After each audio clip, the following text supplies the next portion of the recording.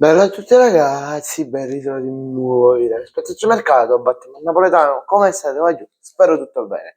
Allora va giù, in questo canale sapete che io parlo di calcio e in mente mi è venuta la generata di non parlare solo di calcio. Ovviamente i video di calcio usciranno sempre e comunque, ma usciranno anche diversi contenuti, per esempio la mia tipica spesa, che è questo contenuto qui, la mia tipica giornata, cosa mangio la domenica, lunedì, martedì, oppure vita al McDonald's e cose del genere.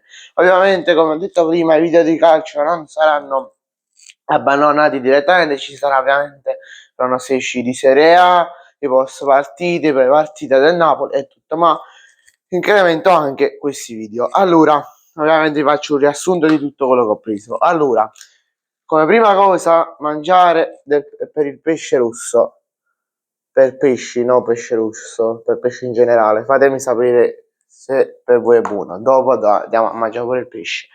Poi dei panini al latte, perché non posso mangiare panini normali, essendo che la macchinetta, e se no si scasse ci va tanti soldi.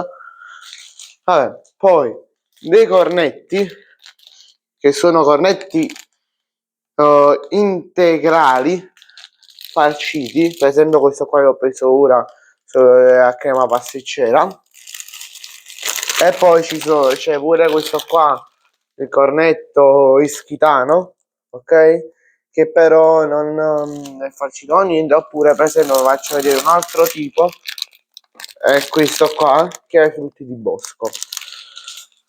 Dopo questi li vado a mettere nel frigo. Ora c'è nel frigo, nell'armadio dove tengo tutto. Poi oltre a questa roba qua, questo tipo di cornetti qua, ho anche questo tipo qua, questa cosa qua. Chiaramente non mi sono mai impegnato a capire che cos'è, e da quello che so è una treccina con noci a pecan. Non so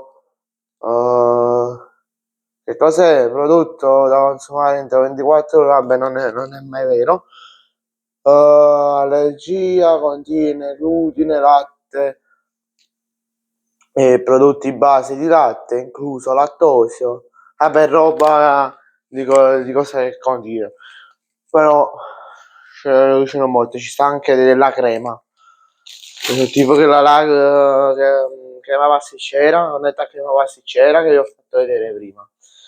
Poi ho preso un po' di latte Verna, latte buonissimo, a me piace tanto, va bene per la crescita, soprattutto dai 5-6 anni in poi, fino ai 18-19 anni per le donne e ai 21 per gli uomini.